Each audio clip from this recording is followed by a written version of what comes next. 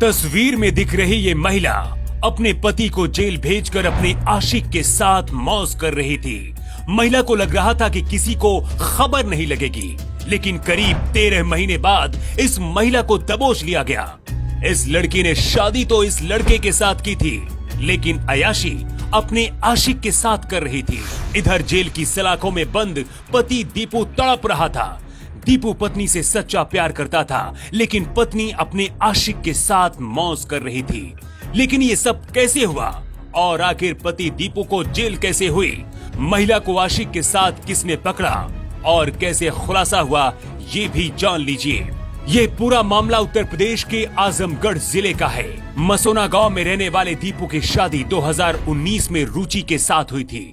शादी के बाद सब कुछ ठीक चल रहा था, लेकिन रुचि अक्सर फोन पर बात करती थी। इस बात पर दीपू को शक हुआ। इसके बाद दोनों पति पत्नी में लड़ाई झगड़ा शुरू हुआ। दीपू को शक था कि पत्नी रुचि अपने आशिक से बात करती है।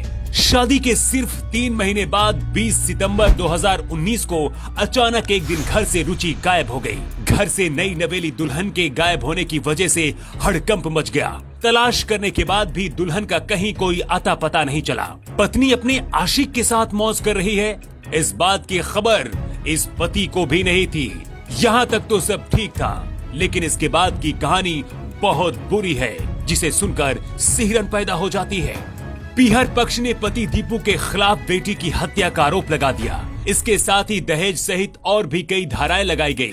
जियनपुर पुलिस पर आरोप है कि पैसे लेकर दीपू के खिलाफ मुकदमा दर्ज किया गया और उसे जेल में पत्नी रुचि की हत्या के आरोप में बंद कर दिया गया। कोर्ट कचहरी में और खुद को जेल से छुड़ाने के चक्कर में दीपू का खेत, गाड़ी सब कुछ बिक गया। लेकिन हैरानी की बात यह है कि जिस पत्नी की हत्या के आरोप में दीपू सलाखों में बंद था, घर, खेत, गाड़ी सब कुछ बेच दिया, वो पत्नी जिंदा थी और अपने आशिक के साथ अय्याशी कर रही थी। मंगलवार को पुलिस ने पत्नी रुचि को अपने आशिक के साथ मध्य प्रदेश के भिंड से गिरफ्तार कर लिया। दीपू को जब इस बात की जानकारी मिली कि उसकी पत्नी जिंदा है और उसे छोड़कर अपने आशिक के साथ थी, इसके बाद से ये सदमे में है।